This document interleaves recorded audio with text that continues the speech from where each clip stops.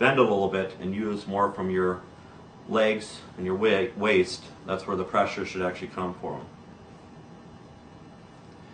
And you can actually cross your hands like this too, add some pressure, but again, don't hyperextend like this to add pressure so you know the table's too high then. So make sure you kind of lunge when you're giving some pressure then throughout the body.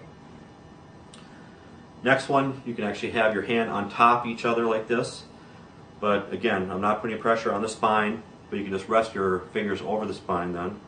So you stimulate those points then too.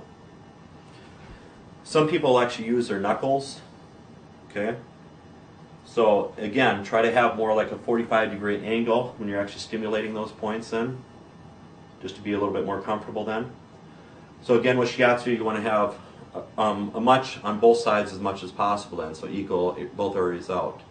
But everybody's belief with Shiatsu, body work, you name it, is going to be a little bit different. So no matter who you talk to, it's going to get a little bit different idea what it actually encompasses then. So you can actually kind of twist too for a little bit of pressure, okay?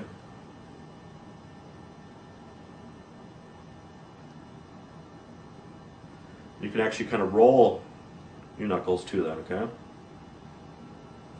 You can roll it like this too. And again, these techniques are not for everybody. Some might feel a little bit harder for you to actually perform. So keep those on the back burner in case, so you just never know that, okay?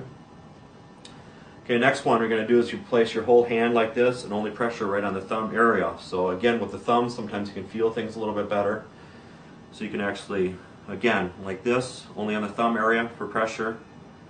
So you can actually walk the body too that way then too, okay? So that's just different modalities that you can incorporate into there. Then you can also have everything at a 45-degree angle like this. So you can stimulate with the thumb. And any time that your thumb or your wrist start hurting, try to remember what technique you did. So then make sure and see if you're actually doing it wrong then, okay? So just make sure you're more aware of those. You can also, both thumbs like this, actually stimulate like that. And some people will actually do a little bit of vibration on the points too, okay, to help stimulate them. So again, it's a preference. You can ask the client if they want a little bit more movement with the techniques, a little bit more vibration, or if they just want sustained pressure on those areas. So again, it all depends on what the client wants. So all in all, I mean, the client is paying you for these sessions. So you got to make sure you listen to them and not get your own beliefs mixed up on what they actually need and what they actually want then too, okay?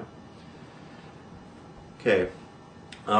Next technique, you can actually, if you think you're going to slip or anything else, you can also go like this, put your knuckles in there too. It's just different ways for hand positions. And we'll be performing these techniques throughout the body too. And the average person, it's hard to understand Asian medicine. So you can call it Shiatsu, American style if you would like. So that's basically, if you want to look at it, it's kind of like chair massage but on the table, because some clients are not going to feel comfortable with on clothing, but this is an easy way to actually get them interested in massage too. But some people actually like it better this way because you can actually perform a lot of stretching with them this way, so you don't have to worry about draping. And it's just a lot more fluid then too without those.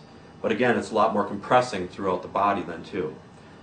Another technique, you can actually have thumb on top of thumb, so pressing on those areas.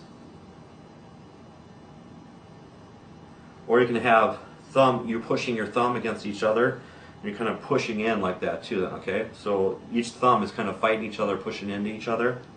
So you're actually stimulating those points then, okay? Another area, you can actually go like this, kind of interlock your fingers. You can press different areas too of the body then, okay? So, then also, right for the suboccipital region right here, you can actually kind of hook your fingers. You can kind of rock if you need to. Or you can actually do some circular friction. And some of these techniques are going to mimic massage techniques too, but again, people have their clothes on, so you're going to have to use, again,